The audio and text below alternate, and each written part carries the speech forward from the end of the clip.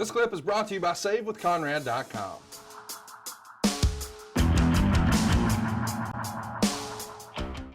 Let's talk about the show itself. It feels like everybody loved this one, the readers of the Observer included. They gave it 89.2% thumbs up, 0 votes for thumbs down, 10.8% votes in the middle.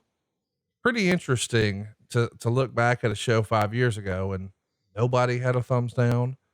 Another thing that made the notes here is that security from the event were removing any Young Buck sign they could find. Of course, in this era, the Young Bucks are starting to gain some real momentum. They're selling a ton of merch. They've become a major draw for not only New Japan, but Ring of Honor, and of course, any independent. And this is their stomping grounds here.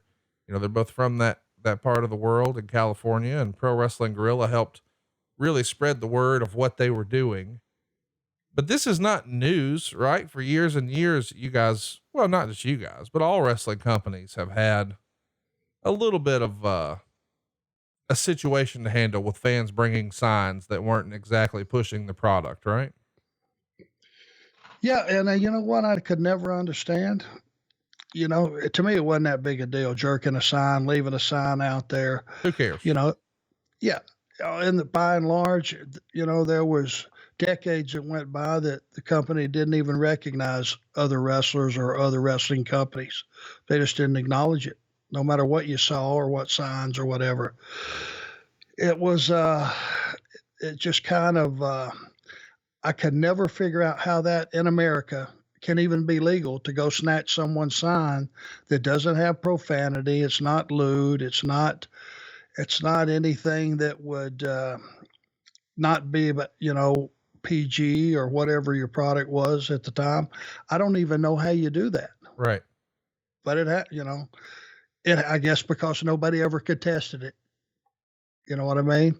Right. But it seems like to me, it's not legal to do that. I don't know. What do you think? It's America, for God's sakes.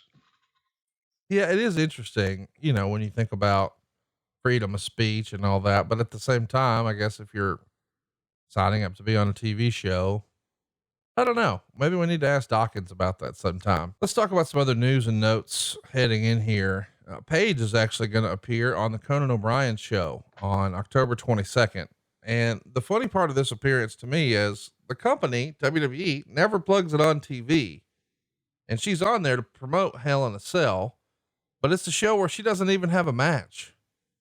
And, I don't know. I mean, I guess we know that the whole Fighting With My Family movie is going to become a thing, but you would think, I mean, for years and years, whenever you had one of your talent make an appearance on a late night show, that's going to be pretty big news for the company to get a mainstream rub. But of all the people to send, would you really send somebody not on the show to promote the show? Is this just a fumble from the PR department, you think?